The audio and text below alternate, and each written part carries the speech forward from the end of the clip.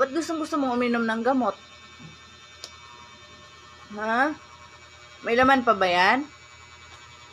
Oh. Wala na laman yan. Pabili tayo ulit kay Papa Vitamins, ha?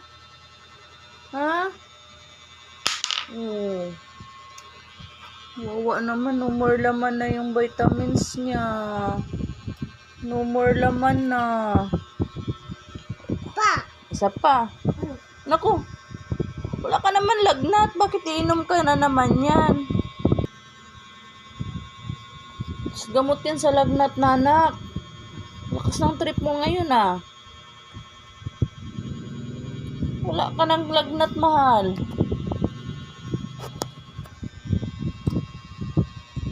Huwag yan. No. Tama na yan. Ma-overdose ka dyan.